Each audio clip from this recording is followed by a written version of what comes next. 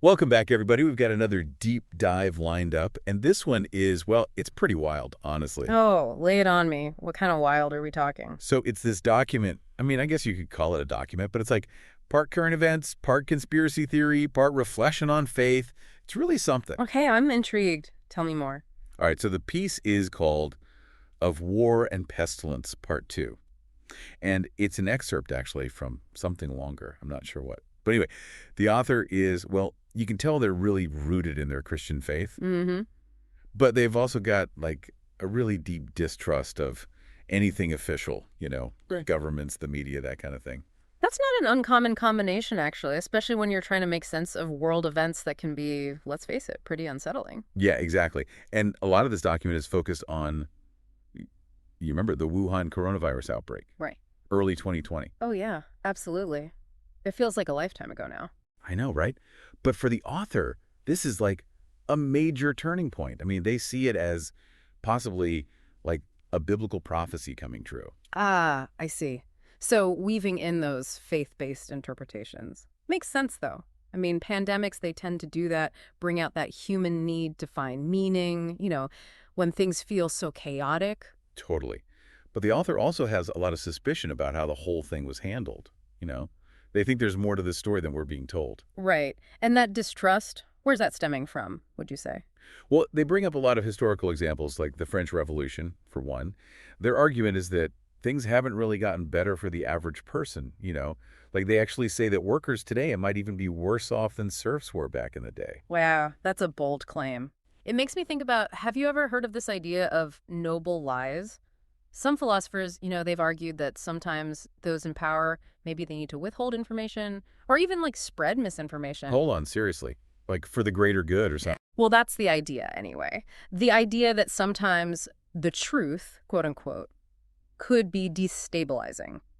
And those in charge, maybe they feel they need to maintain order, even if it means bending the truth a little. So basically, it's like, trust us, we know what we're doing. It's a bit more complicated than that, of course, but that's the gist, yeah. The problem is, once you start down that path, who gets to decide what's true and what isn't? And who gets to control the narrative? That's where things get really tricky, especially in our current information landscape. Yeah, with the internet and everything, it's not like the powers that be have total control anymore. People have access to so much information, so many different perspectives. Exactly. That's the double-edged sword of the digital age. On the one hand, people can do their own research, connect with others, challenge the mainstream narrative. But on the other hand, it's also easier than ever to spread misinformation and get caught up in these echo chambers where everyone's just reinforcing each other's biases. Precisely. And this author, they seem to be firmly in that camp of questioning everything. They're skeptical about vaccines, the moon landing, climate change, the whole nine yards. Oh yeah, they don't hold back. It's like Yeah. they're on this constant quest for like the hidden truth behind everything. Yeah. Always looking for the angle, the manipulation. That's so interesting. And it makes you wonder, what drives that level of distrust? Is it about feeling powerless, or is it more about like this need to feel like you're in the know, even if the knowledge itself is unsettling? And this suspicion isn't just about like abstract concepts either. They get really specific. Like for instance, Bill Gates and his, Yeah. big push for vaccines. Right, right. He's been a lightning rod for a lot of conspiracy theories. And this author brings up like this incident where women in Africa and South America, they were accidentally sterilized because of contaminated HPV vaccines. Yeah. And, I could see how stuff like that would feed into that whole distrust of authority. Like, even when people are supposedly trying to help, something goes wrong, and then it's like, well, what else are they hiding from us? Absolutely. It chips away at that foundation of trust, makes you question motives even when they seem on the surface to be benevolent. So, with this deep skepticism the author has, how does their faith play into all of this? Well, that's where things get really interesting. Because for them, it's almost like they're trying to figure out where conspiracy theory ends and biblical prophecy begins. Mhm. Like they're looking for signs of the end times and all of this. I see. That idea of looking for prophecy playing out in current events, it's not uncommon at all. It's a way of trying to find order in chaos, I suppose. Or maybe even a sense of control in the face of something that feels very much out of our control. Exactly. And the author actually talks about how they've gotten things wrong before, prophecy-wise. Like, Hmm. there was this one, the Shemitah prophecy, that predicted a huge economic collapse, and obviously that didn't happen. Right, I remember that one making the rounds a few years back. So it's like that experience kind of made them even more skeptical, almost like they lost faith in the sources they were relying on for spiritual guidance. It's like getting burned once makes you wary of getting burned again, and maybe even more determined to find the right prophecy, the one that will prove you were right all along. It's like they're saying, okay, maybe that one was wrong, but this time, it's the real deal. Exactly. And that really makes you wonder, what is it about predicting these catastrophic events that can be so appealing? What need does it fulfill? Is it about control? Is it about finding meaning? Or is there something else at play? It's a great question. But, speaking of the author's distrust and their focus on prophecy, we should probably talk about their specific concerns about the Wuhan coronavirus, Oh. because that's where things get really, well, let's just say interesting. Lead the way. I'm all ears.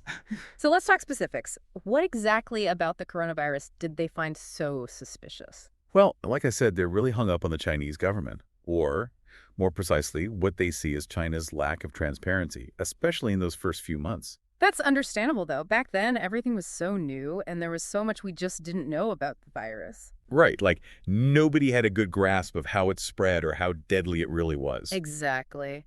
And when you've already got that baseline distrust of institutions, Which our author definitely does. right.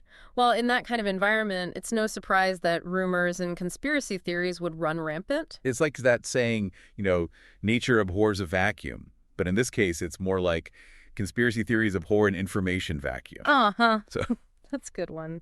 And it is worth pointing out, though, that even though scientists have mostly debunked that early theory about the virus leaking from a lab in Wuhan, yeah, the lab leak theory. right. But even so, there are still some legitimate questions about how transparent China really was during that official outbreak. So it's not necessarily about whether that specific theory is true or not. It's more about how it fits into this larger pattern of distrust. Exactly. Like, it becomes just one more data point that feeds into this author's worldview, even if it doesn't really belong there objectively. And this author, they point to some pretty specific details, like the fact that Wuhan has those two bioresearch labs, and they're both tied to the People's Liberation Army. Oh, I remember hearing about that. Didn't one of them have a logo that was almost identical to, like, the Umbrella Corporation from the Resident Evil games? Yes, only with the colors flipped. Come on. That's just too weird to ignore. I know, right? It's like straight out of a movie. Whether you believe in conspiracies or not, that detail is just too juicy to pass up. It practically screams conspiracy. And then there's this whole thing about the two-stage payload theory. Have you heard of that one? Vaguely. Refresh my memory. Okay, so the idea is that the virus was engineered to kind of hit in two waves. Like first, you get the flu-like symptoms, Right. but then bam, it comes back and hits you even harder, Mhm. causing pneumonia, kidney failure, the whole works. And the thinking is that this is all designed to, like, overwhelm healthcare systems and cause maximum chaos. Gosh, that's scary. It makes sense, though, in the context of how much fear and uncertainty there was at the time. I mean, everybody was looking for answers, trying to understand what was happening. Exactly. It's like when the official narrative doesn't satisfy, people start filling in the gaps with their own explanations. And sometimes those explanations, even if they're based more on speculation than fact, can be more comforting than just sitting with the unknown. Right. Like even a scary explanation can feel better than no explanation at all. Totally. And it's interesting, the author actually talks about how they were feeling pretty helpless around that time, facing this potential pandemic. Yeah, but it's not the virus itself that freaks them out the most. It's actually the lack of media coverage, which I thought was kind of ironic. Really? So they're more bothered by the silence than by the usual fear-mongering. It seems like it. Like they're so used to the media hyping up every little threat that when they're relatively quiet about something, it's almost more alarming. That's such a good point. It really speaks to how much the media shapes our perception of risk, like what we should be worried about and how worried we should be. It's like, if they're not freaking out, maybe I should be, which can be just as dangerous as like overreacting to every headline. Absolutely. It's all about finding that balance between staying informed and not letting fear completely take over, which is tough, especially in today's world. No kidding. But, speaking of fear and uncertainty, I think this is a good place to bring back that whole idea of prophecy, because the author They really seem to connect the Wuhan outbreak to some of the stuff in the Book of Revelation. All those passages about plagues and pestilence being signs of the end times. Ah, yes, the classic "Are we living in the end times?" question. It seems like that one pops up every time there's a major crisis. Well, for this author, it's not just a question. It's like they're actively looking for evidence that those prophecies are coming true. I see. And given their distrust of official narratives and their tendency towards conspiracy thinking, it makes sense that they'd be drawn to those kinds of interpretations. Yeah, it's like they're trying to find a framework, a way to make sense of this chaotic world, even if that framework is kind of terrifying. It's almost like a way of coping, By viewing things through this prophetic lens, it gives them a sense of order, a sense of purpose, even if that purpose is, well, the end of the world as we know it. But here's the thing, they're not exactly thrilled about the possibility. Like, they talk about feeling this sense of dread when they see these prophecies seemingly coming to pass. Oh, that's interesting, because you often hear people talk about the end times with like a strange kind of excitement, like they're actually looking forward to the apocalypse. I know, but for this author, it's different. It's like they're genuinely afraid of what might be coming, which, to me, makes their whole struggle feel a lot more real, a lot more human. I agree. It's not about some morbid fascination with the end of the world. It's about grappling with real fears and anxieties and trying to find comfort in their faith, even if that comfort is mixed with a whole lot of uncertainty. Exactly. It's like they're saying, I don't want this to be true, but what if it is? And that kind of internal conflict, that's something I think a lot of people can relate to, regardless of their religious beliefs. We all have those moments where we doubt, where we question, where we wonder if maybe things are heading in a bad direction. It's that feeling of, like, is the world as messed up as it seems, or am I just losing it? Exactly. And I think that's one of the things that makes this document so fascinating. It's not just some dry theological treatise or a rambling conspiracy theory.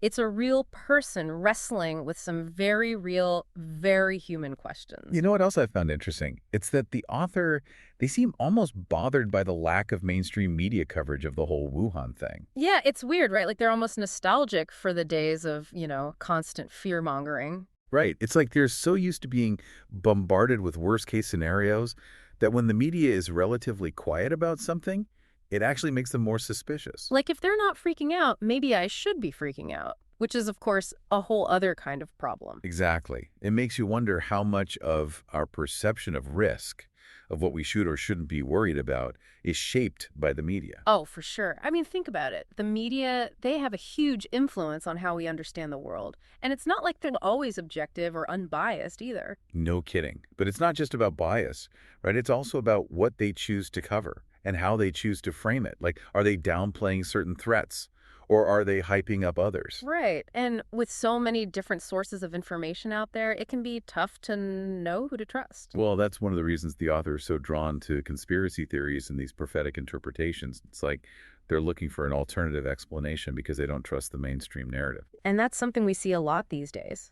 When people feel like they can't trust traditional sources of information, they often turn to alternative sources, even if those sources are less credible or more biased. It's like they're searching for something, anything, that makes sense of the world, even if it means going down some pretty strange rabbit holes. And the thing is, some of those rabbit holes can be very seductive, especially if they tap into our existing fears or prejudices. Right. It's like they offer this sense of certainty, this feeling of being in the know in a world that feels increasingly uncertain and chaotic. Exactly. And that's why it's so important to be able to think critically, to evaluate information, to consider different perspectives, and to not just blindly accept what you read or hear. It's about being discerning, not just skeptical, Right. like learning to separate the wheat from the chaff. Precisely. It's about being an active participant in the information gathering process, not just a passive recipient. It's about asking questions, challenging assumptions, and being willing to change your mind when presented with new evidence.